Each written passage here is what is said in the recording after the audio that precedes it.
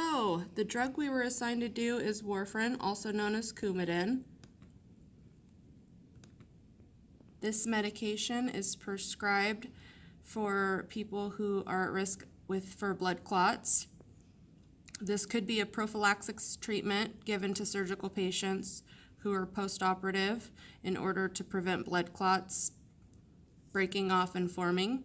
Those who suffer from AFib have poor blood flow because the atria beats out of coordination with the ventricles, so this increases the risk of blood clotting. If a client does get a blood clot that breaks off and makes its way to the lungs, pulmonary embolism, then warfarin can be given to help dissolve the blood clot. The same theory is used when this med for strokes. The idea is to break down these blood clots and clear the vessels. This medication should be taken once a day as prescribed. The clients should avoid foods that are high packed with vitamin K because they have clotting properties. This includes leafy greens, chamomile tea, celery, alfalfa, garlic, ginger, green tea, and many more. If your diet already consists of these foods on a regular basis, then you don't need to cut them out, but you need to maintain the same diet. The doctor will want to check your blood on a weekly or monthly basis to make sure that it does not clot too fast. If you forget to take your warfarin pill, do not double dose. Take the missed dose as soon as possible on the same day, but don't try to make up for it by double dosing. Some physicians recommend taking this med at night. This med can be taken with or without food.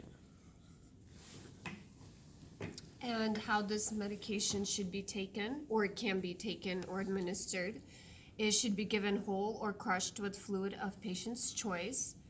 The anticoagulant effect usually is reversed by omitting one or more doses of warfarin, and by administration of special antidote vitamin K1, 2.5 to 10 milligrams orally.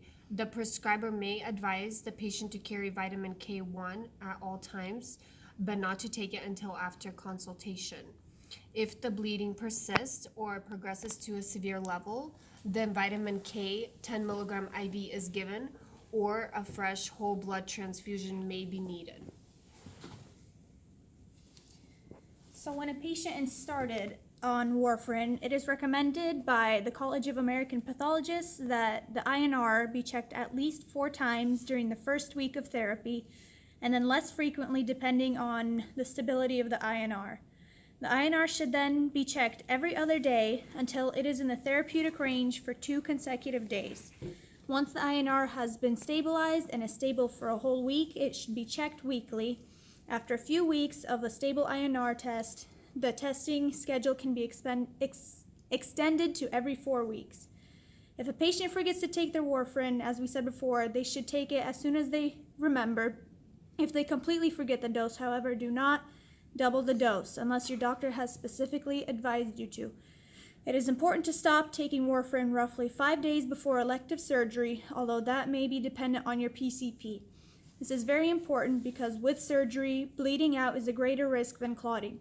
After surgery, your doctor will let you know when and how to begin taking warfarin once again. So like any medication, warfarin has some serious side effects. The most important side effect to watch for is excessive bleeding. This could be from a bruise, a cut, a wound, nosebleeding, or something as simple as brushing your teeth and making your gums bleed. Other side effects include cramps, nausea, dermal necrosis, which is death of cells and skin tissue, and fever. If any of these side effects occur, immediately call your doctor. They will direct you on what to do next, like getting a blood test, change your dose, add a medication to stop the bleeding, or stop the drug altogether.